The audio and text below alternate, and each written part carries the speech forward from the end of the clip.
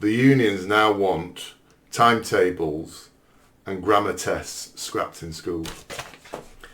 Of course they do, because unions represent the teachers and their job is to make their members' lives easier. So reducing their workload and making their job easier, well, more teachers may join the union. So it's self-interest. The unions are not there to help children. The unions are not there to create a better education system. The unions are there to make their members' lives easier. It's as obvious as that.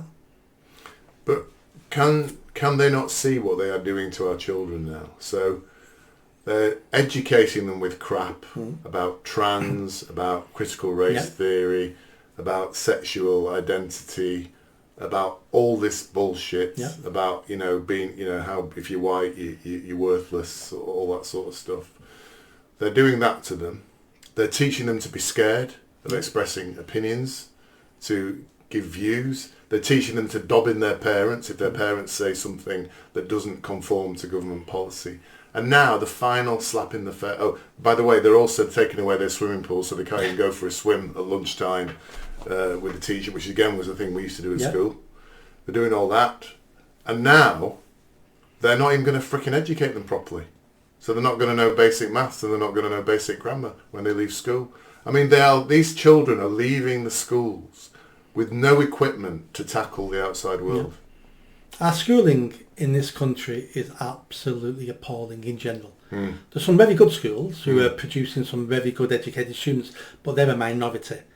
Most schools are just pouring out unprepared young people for the world.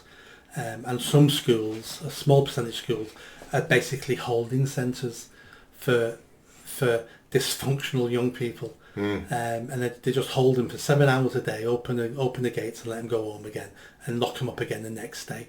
Our state education is appalling. I've worked in schools, I've seen it firsthand. The unions are not what you think the unions are. You've probably still got this imaginary concept that the unions are full of working class people. It's all about workers' rights and making sure they're not being taken advantage of. Those unions are long gone. They went 20 years ago. Really? Unions now only represent the public sector, really. And it's all woke nonsense. Most of their members are women, ethnic minorities, woke idiots. White working class men now are not members of unions. Those picket line people we used to remember from the 80s are gone. And if they do exist, they're not members of unions anyway. Unions now will not support members over free speech. That's what the Free Speech Union was created, because you can be a member of your union and you're being disciplined because you're saying men who wear dresses are not women. Your union will not represent you on that. They'll say to you, you're wrong. Well, you're my union. I'm paying my subs to be represented. They'll go, well, no, we're not representing you for that because you're actually wrong. You're part of the problem. Yeah. The unions are indoctrination camps. Unions need pulling down. And there's one or two small ones who are still good. But all the ones we've heard of are not fit for purpose. They're part of the problem. But it's that hand in glove now with the public sector. So they're trying to keep relevant. Public sector becoming more and more woke. So therefore the unions have to become more and more woke to keep their members. And it's that symbiotic relationship.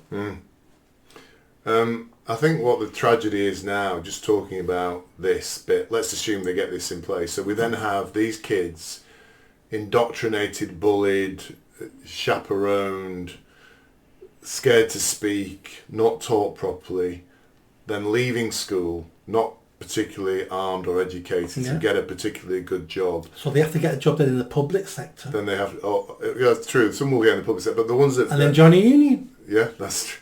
But also, these people, these guys, so they're out there, they're not particularly in high skill jobs, not particularly well paid. And then something like Southport happens, those 3 girls killed. They see that and they know instinctively something is wrong. They want to do something about it. So they go on a protest, they're arrested and they're put in jail. That's how it works, isn't it now?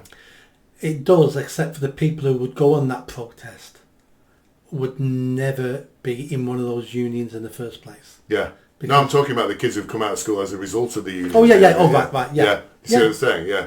No, I know they won't go into politics. So I'm saying these ill-equipped people who are sent out into the world and end up with not particularly high-paid jobs, they know something's wrong when Southport happens. They know something's wrong. They haven't been educated well enough or trained well enough to articulate it properly or react against it. Yeah. And they react in a way, they were probably in that protest with me, some of those guys. And then they get arrested and thrown in jail for it.